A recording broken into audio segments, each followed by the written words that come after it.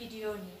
তো যারা এই মুহূর্তে 6th সেমিস্টারের স্টুডেন্ট অর্থাৎ পরীক্ষা দিয়ে দিয়েছো এবং তারা রেজাল্টের অপেক্ষা করছো, এই মতো অবস্থায় তোমাদের ইউনিভার্সিটি ব্রাঞ্চ বিকাশ ভবন থেকে একটি ডেট প্রকাশিত করেছিল যে 6th সেমিস্টারে যারা ফাইনাল রেজাল্ট পাবে, পরীক্ষা দিয়ে অপেক্ষারত রেজাল্টের জন্য, তাদের রেজাল্ট 7ই আগস্ট প্রকাশিত হবে।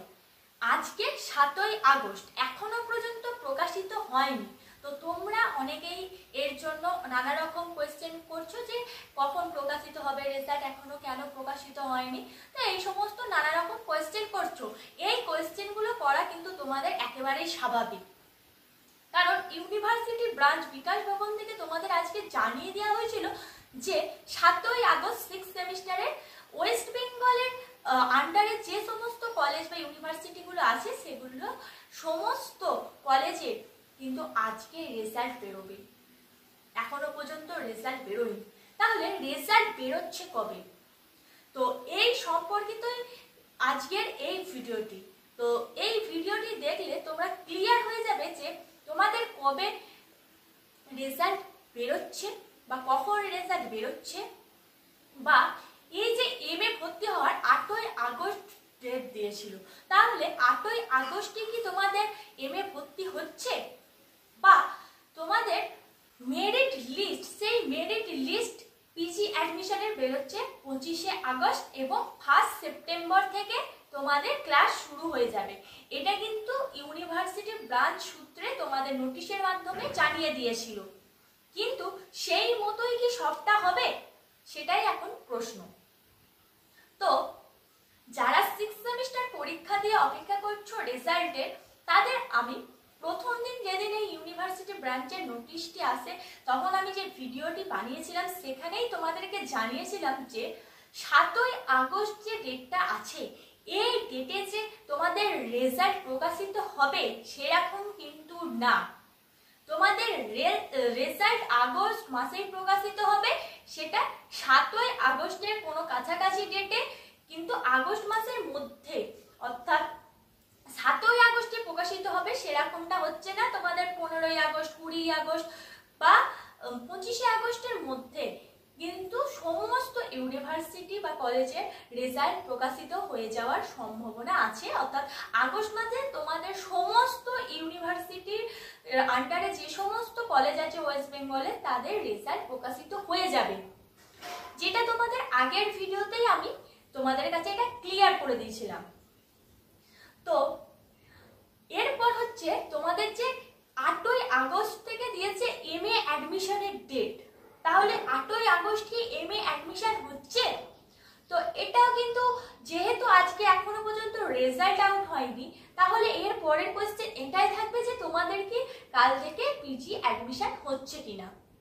দেখো, তোমাদের প্রথমেই বললাম যে 7ই আগস্ট যে তোমাদের রেজাল্ট প্রকাশিত হবে, তেমনটা নয়। এটা ইউনিভার্সিটি ব্রাঞ্চ থেকে তোমাদের সমস্ত কলেজের নোটিশটা জানিয়ে দিয়েছিল, কিন্তু সবাইকার এখনই বেরোচ্ছে না রেজাল্ট। কিছুদিনের মধ্যে সমস্ত কলেজ বা ইউনিভার্সিটির রেজাল্ট প্রকাশিত হয়ে যাবে। এরপর তোমাদের 8ই আগস্ট যে এমএ ফর্ম ফিল আপ দিয়েছে, যতদিন না 6th সেমিস্টারের রেজাল্ট প্রকাশিত হচ্ছে ততদিন এমএ রেগুলারে ভর্তির কোনো সম্ভাবনা নেই। আগে 6th সেমিস্টারের রেজাল্ট প্রকাশিত হবে, তারপরে এমএ ভর্তি, অর্থাৎ রেজাল্ট বেরোনোর পর তারপরে তোমাদের কাছে নোটিশের মাধ্যমে জানানো হবে যে কবে থেকে তোমাদের রেগুলারে এমএতে ভর্তি চলছে। অর্থাৎ এখনো যেহেতু কোনো ইউনিভার্সিটির আন্ডারে যে সমস্ত কলেজগুলি আছে সেই সমস্ত কলেজের রেজাল্ট প্রকাশিত হয়নি 6th সেমিস্টারে, সেহেতু এখনো অবধি এমএ ভর্তিও শুরু হবে না। আগে রেজাল্ট বেরোবে, তারপরে এমএ ভর্তি। এইবার তোমাদের যদি জিজ্ঞেস করো যে এমএ তাহলে কবে থেকে ভর্তি হতে পারে, দেখো প্রত্যেক বছরে দেখা যায় যে সেপ্টেম্বর মাস নাগাদ তোমাদের সেপ্টেম্বরের ফার্স্ট উইক করে এমএ ভর্তি প্রায় শুরু হয়ে যায়। তো এবছরও দেখা যাবে যে তেমনটাই হবে, যে সেপ্টেম্বর মাসের ফার্স্ট উইকে কিন্তু তোমাদের যে সমস্ত ইউনিভার্সিটিগুলো আছে সেখানে বা ইউনিভার্সিটির আন্ডারে যে সমস্ত কলেজগুলি আছে সেই কলেজগুলিতে এমএ ভর্তি শুরু হয়ে যাবে। তো এমএ ভর্তি হয়ে যাওয়ার পর তোমাদের ফর্ম ফিল আপ করতে মোটামুটি 15 দিন মতো টাইম দেওয়া হবে। তাহলে ফার্স্ট উইকে যদি তোমাদের MA ফর্ম ফিল আপ চালু হয় তাহলে সেটা আশা করা যাচ্ছে যে সেপ্টেম্বর মাসের 15-20 তারিখ পর্যন্ত ফর্ম ফিল আপ চলবে। তাহলে তারপরে মেরিট লিস্ট বেরোবে। তাহলে মেরিট লিস্ট বার করতেও তো একটা টাইম লাগবে, সেটাও তারও 5-6 দিন পরে মেরিট লিস্টে বেরোবে। অর্থাৎ তোমাদের যে ফর্ম ফিল আপ হয়ে গেল তার 5-6 দিনের মধ্যেই তোমাদের মেরিট লিস্ট প্রকাশিত হয়ে যাবে। তারপরে কাউন্সিলিং হবে, তারপরে তোমাদের ভর্তি। অর্থাৎ তোমাদের যে মেরিট লিস্ট পার করলো তারপর 1-2 দিনের মাথায় তোমাদের অনলাইন কাউন্সিলিং আছে, যেটা নতুন নিয়ম চালু হয়েছে 8 বছর থেকে অনলাইন কাউন্সিলিং। সেই মতো অবস্থায় তোমাদের অনলাইন কাউন্সিলিং এর পর তোমাদের MA ভর্তির জন্য কিন্তু ক্লাস MA তে ভর্তি হতে পারলে অনলাইন কাউন্সিলিং এর মাধ্যমে তারপরে তোমাদের ক্লাস স্টার্ট হবে। তাহলে তোমাদের এবার যে সেপ্টেম্বরের 1 তারিখ থেকে বলেছিল, অর্থাৎ যে ইউনিভার্সিটি ব্রাঞ্চ যে নোটিশটাই জানিয়েছিল যে সেপ্টেম্বরের 1 তারিখ থেকে তোমাদের MA তে ক্লাস স্টার্ট হয়ে যাবে, সেটা কিন্তু নয়। কারণ তোমাদের রেজাল্ট বেরোতে এখনো দেরি আছে।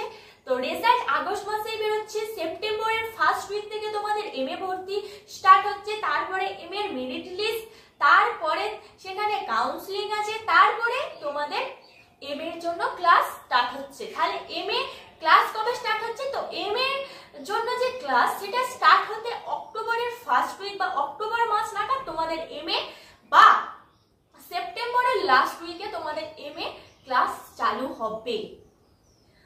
তো আশা করি পুরোটা বুঝতে পারলে। আশা করি তোমাদের যে সমস্ত ডাউটগুলো ইতিমধ্যে জমেছিল বা যে কোয়েশ্চেনগুলো তোমরা করেছিলে আমায়, সেই সমস্ত কোয়েশ্চেনের অ্যান্সার দিতে পেরেছি।